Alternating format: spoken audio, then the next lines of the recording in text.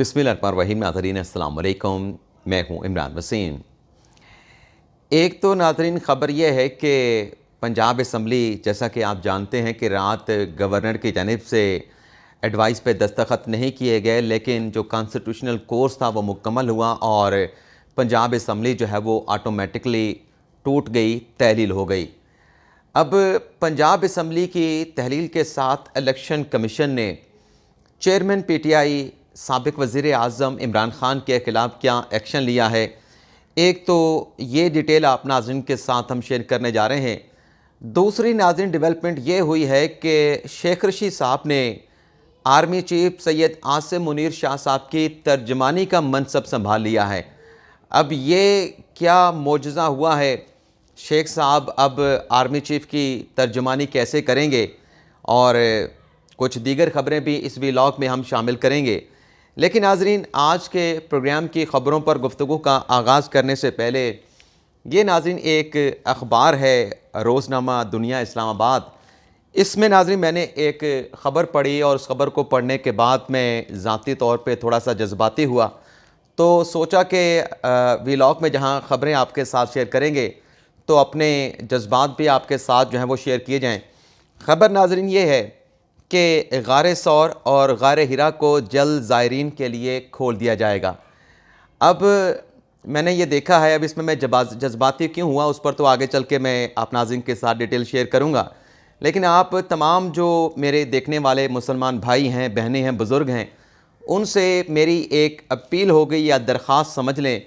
कि जब भी आप उम्रे पे जाएँ या हज पे जाएँ तो आपने कोशिश करनी है कि गारे हिरा पर आपने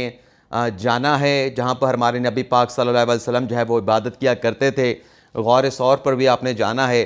जहाँ नबी पाक सल्लल्लाहु अलैहि वसल्लम ने हज़रत अबू बकर सदीक़ के साथ जब वो मदीना की तरफ हिजरत कर रहे थे वहाँ पे पनाह ली थी।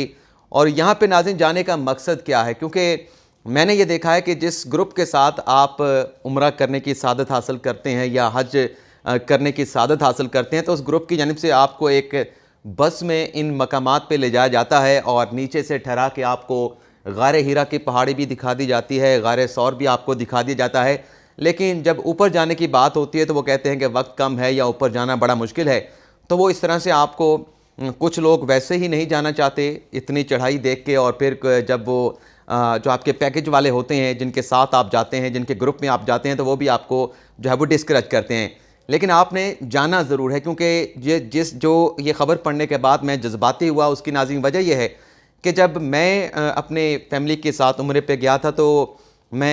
हम एक खसूसी कार पे वहाँ पे गए थे, हम अपने ग्रुप के साथ नहीं गए थे। और उस कार ने भी हमें नीचे जहाँ सीढ़ियाँ होती हैं,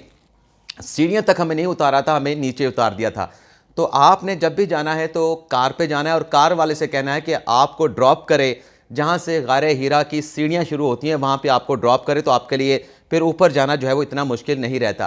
तो जब भी आप तमाम मेरे भाई, मुसलमान भाई बहनें, बुज़ुर्ग जब जाएँ सऊदी अरब उम्रा या हज की सादत हासिल करने के लिए, तो जब आप गारे हीरा के टॉप पे जाएंगे, जहाँ हमारे नबी पाक सल्लल्लाहु अलैहि वसल्लम, जिन्हें अल्लाह ताला ने रहमतुल आलमीन बना के भेजा,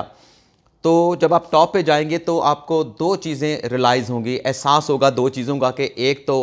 आप नाज़रीन जानते हैं कि जहाँ पे हरम है, हरम के करीब ही हमारे नबी पाक सल्लल्लाहु अलैहि वसल्लम का वहाँ पे घर था। तो आप अंदाज़ा कर पाएंगे कि कितनी दूर से उस दौर में,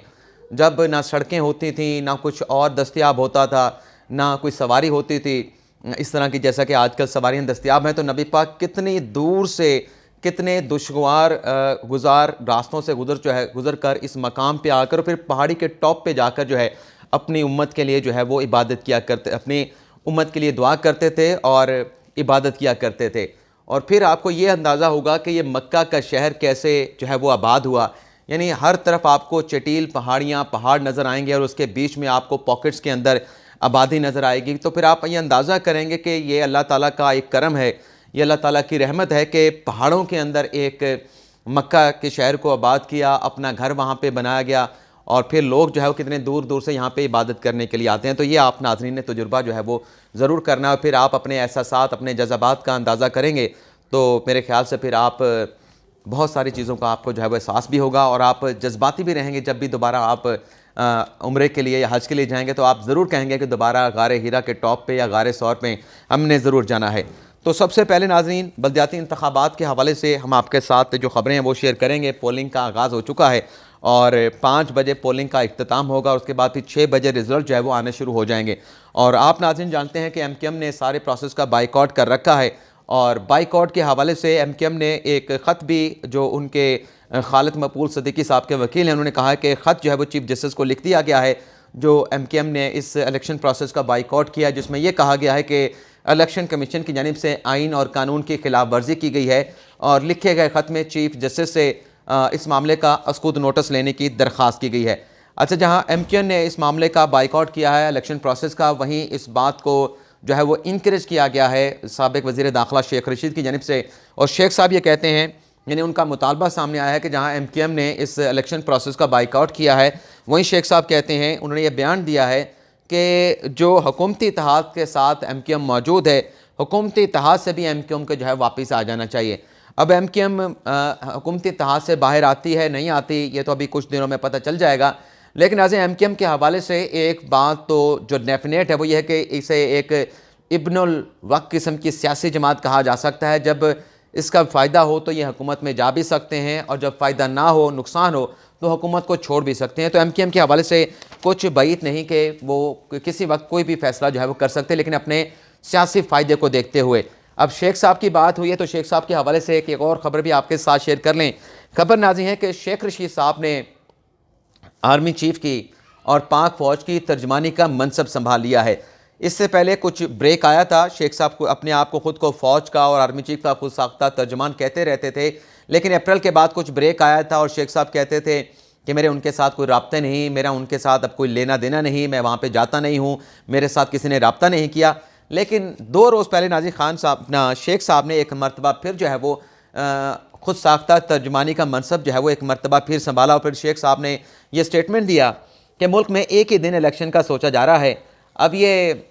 एक दिन इलेक्शन सोचने की जो बात है, हुकूमत तो इनकार कर चुकी है कि हम कौमी असम्बली तो तहलील नहीं करेंगे, हाँ पंजाब में खैबर पख्तूनख्वा में जो इलेक्शन है वो करवा दिए जाएंगे। तो ये कौन सोच रहा है? तो ये शेख साहब का इशारा जो है वो इस्टेब्लिशमेंट की तरफ है। अब सोच रहा है नहीं सोच रहा, लेकिन शेख साहब के बयानात इसी तरह के होते हैं। और आगे चल के शेख साहब अपने स्टेटमेंट में कहते हैं कि जो इस्टेब्लिशमेंट है वो एक हद से आगे जाने के लिए तैयार नहीं। और फिर शेख साहब ने अपने इस स्टेटमेंट में इस्टेब्लिशमेंट को क्लीन चिट दी और कहा शेख साहब ने कि ये जो परवेज़ इलाही साहब ने पंजाब असम्बली में एतमाद का वोट लिया है, इस सारे प्रोसेस में जो इदारा थे, जो मुतल्लिका लोग थे, वो बिल्कुल जो है वो लाताल्लुक़ रहे, उनका कोई असर रसूख नहीं था। तो इसलिए इमरान खान साहब के, परवेज़ इलाही साहब के 186 नंबर पूरे हो गए। यानी शेख साहब का ये बयान दरअसल इस सारे प्रोसेस में जो एतमाद का वोट लिया परवेज़ इलाही ने, उनको क्लीन चिट जो है वो शेख साहब दे रहे थे। और शेख साहब ने फिर इसका जवाब भी पेश किया कि जिस तरीके से साबिक़ वज़ीर आज़म मीर ज़फ़रुल्लाह जमाली साहब थे, वो एक वोट से वज़ीर आज़म मुंतखब हुए थे, तो अगर इदारे की मुदाखलत होती तो एक वोट से ये अदम एतमाद का जो मामला है ये नाकाम भी हो सकता था। और अब शेख साहब के हवाले से चले, जो हमने बात की है, पंजाब असम्बली तहलील हो चुकी है, तो पंजाब असम्बली तहलील करने के हवाले से अब कुछ तज़िये भी हो रहे हैं। वैसे तो ख़ुद ब खुद जैसे पंजाब असम्बली तहलील हुई, उसके बाद अब आइन के मुताबिक 90 रोज़ के अंदर पंजाब में इलेक्शन होना है। KP असम्बली भी खान साहब ने साथ में ही तहलील करनी थी, लेकिन अब उसका तो मामला कहा जा रहा है कि 6 से 8 दिन उसमें मज़ीद जो है वो लग सकते हैं। लेकिन नाज़रीन बात यह है कि अगर एक साथ इलेक्शन करवाने भी हो, जो शेख साहब बात कर रहे थे, तो उसके लिए ज़रूरी है कि कौमी असम्बली को भी साथ तहलील किया जाए। लेकिन कौमी असम्बली अगर साथ तहलील नहीं होती और इस मौके के ऊपर जब 90 रोज़ के अंदर पंजाब में इलेक्शन होना है, वफाकी हुकूमत की जानिब से कोई ऐसा अगर कदम उठाया गया कि मुआशी एमरजेंसी को बुनियाद बनाकर और मरदमशुमारी और हल्का बंदियों का जवाज़ बना के अगर पंजाब के इलेक्शन को आगे किया गया, लिंगर ऑन किया गया, इसे अगस्त सितंबर तक ले जाया गया, तो जितना नुकसान अभी PDM उठा चुकी है सियासी हवाले से, इसका मज़ीद जो है वो PDM को कोई फ़ायदा नहीं बल्कि उल्टा नुकसान होगा। आज की अगर हम बात करें, आज के दिन की अगर हम बात करें, तो खान साहब की पोजीशन जो है वो PDM से बेहतर नज़र आती है। ये आज के दिन की हम बात कर रहे हैं। आगे आने वाले 90 रोज़ में क्या होने वाला है उस हवाले से कुछ कहा नहीं जा सकता, क्योंकि ख़बरें सामने आई थी कि कोई एक नया धड़ा जो है पंजाब में बनने जा रहा है और उसका मकसद ये है, उस धड़े को बनाने का मकसद ये है कि तहरीक-ए-इंसाफ को पंजाब में कट टू साइज़ किया जाए। तो इसलिए आज के दिन की अगर हम बात करें तो इमरान खान साहब की पोजीशन बेहतर है। पीपल्स पार्टी और नून लीग की पोजीशन वैसे बेहतर नहीं नज़र आती। लेकिन नाज़रीन, अगर ऐसी कोशिश हुई माशी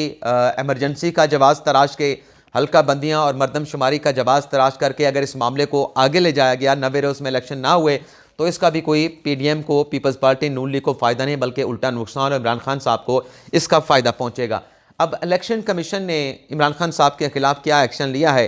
कल पंजाब असम्बली तहलील हो गई और कल पंजाब असम्बली तहलील करने से पहले परवेज़ इलाही साहब अपने काबीना के इजलास में उन्होंने मियाँ वाली को डिवीज़न बनाने की मंजूरी दी। अब यह फैसला ज़ाहिर सी बात है कि मियाँ वाली से ताल्लुक़ जो है वो चेयरमैन पीटीआई इमरान खान साहब का है, और इमरान खान की कहने के ऊपर ये मियाँ वाली को डिवीज़न बनाने का परवेज़ इलाही साहब ने फैसला किया। लेकिन जैसे नाज़रीन ये खबर चली तो इलेक्शन कमीशन की जानिब से चीफ सेक्रेटरी पंजाब को एक ख़त लिखा गया जिसमें यह कहा गया कि मियाँ वाली को डिवीज़न ना बनाया जाए, और उसका जवाब इलेक्शन कमीशन ने ये चीफ सेक्रेटरी को दिया है कि चूँकि पंजाब में हम बलदियाती इंतखाबात करवाने जा रहे हैं, वहाँ पे हल्का बंदियाँ का अमल हो चुका है, अमल जारी भी है, तो इस दौरान जो है जब बलदियाती इंतखाबात होने हैं तो शहरों की जो हदबंदियाँ हैं उनमें कोई जो है वो रद्द-बदल नहीं की जा सकती। यानी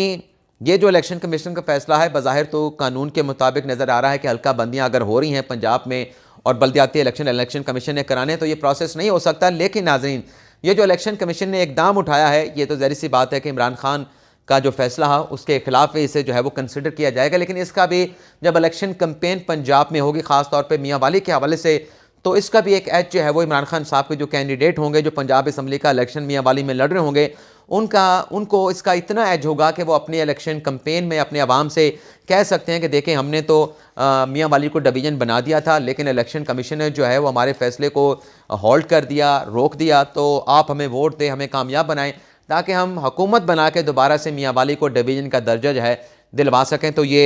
डेवलपमेंट, ये जो एक्शन है इलेक्शन कमीशन का, इसे भी सियासी कैंपेन में सियासी फ़ायदे के लिए तहरीक इंसाफ के कैंडिडेट इमरान खान साहब जो है वो इस्तेमाल कर सकते हैं। इसके अलावा नाज़रीन, पंजाब के सियासत के हवाले से आज एक और डेवलपमेंट होने जा रही है। लाहौर में 2 बड़ी मुलाकातें शेड्यूल हैं। एक मुलाकात नाज़रीन वज़ीर आज़म शहबाज शरीफ आसिफ अली ज़रदारी के साथ मुलाकात करेंगे, उनके घर जाएंगे और पंजाब में असम्बली की तहलील के बाद पैदा होने वाली सियासी सूरत हाल पर तबादला ख्याल किया जाएगा। और आसिफ अली ज़रदारी साहब ने कल अपनी पार्टी का इजलास भी बुलाया था, जो पार्लिमानी पार्टी थी, उसमें आसिफ अली ज़रदारी साहब ने भी अपनी पार्टी के लोगों को कह दिया कि आप इलेक्शन की तैयारी करें, और इलेक्शन के हवाले से पार्टी के अहम रहनुमाओं से तजावीज़ भी तलब कर ली गई हैं। दूसरी नाज़रीन जो मुलाकात होने जा रही है वो साबिक़ वज़ीर आज़म इमरान खान साहब की परवेज़ इलाही के साथ आज ज़मान पार्क में मुलाकात हो गई। और इस मुलाकात में जो पंजाब में निगरान सेटअप है, जैसे कि कल गवर्नर की जानिब से ख़त लिखा गया हमजा शहबाज शरीफ को और परवेज़ इलाही साहब को कि 3 दिन के अंदर, क्योंकि असम्बली तहलील हो गई है, तो आप निगरान वज़ीर आला का नाम दे दे ताकि उसका नोटिफिकेशन जारी करके उसे पंजाब का निगरान वज़ीर आला तैनात कर दिया जाए और वह पंजाब में इलेक्शन करवा सके। तो इस मामले के ऊपर आज दोनों रहनुमाओं के दरमियान, इमरान खान और परवेज़ इलाही के दरमियान मुशावरत होने जा रही है। तो देखते हैं कि इस मुशावरत के बाद, क्योंकि अब 3 दिन हैं हमजा के पास और परवेज़ इलाही साहब के पास, 3 दिनों में उन्होंने निगरान वज़ीर आला के नाम भी एक दूसरे के साथ एक्सचेंज करने हैं, इत्तफ़ाक़ राय भी करना है और एक नाम के ऊपर डिसाइड भी करना है दोनों ने मिलकर। लेकिन अगर 3 दिनों में ये सब ना हुआ तो फिर ये मामला 3 दिन के लिए पार्लिमानी कमेटी देखेगी, जिसका जो सिलेक्शन है वो आधे अपोजिशन से होंगे, आधे हुकूमत से होंगे, और सिलेक्शन जो करेंगे वो सब तैन खार करेंगे। और 3 दिन के अंदर अगर पार्लिमानी कमेटी भी नाकाम होती है, फिर 2 रोज़ के अंदर ये मामला इलेक्शन कमीशन डिसाइड करेगा। निगरान वज़ीर आला जो है फिर 2 दिन के अंदर जो है वो इलेक्शन कमीशन की जानिब से डिसाइड करके गवर्नर साहब को जो है वो नाम दे दिया जाएगा। तो ये था नाज़रीन हमारा आज का व्लॉग। आपसे इजाज़त चाहते हैं। अल्लाह ताला हम सब का हामी नासिर, अपनी ढेर सारी दुआ में याद रखिएगा। अल्लाह हाफ़िज़।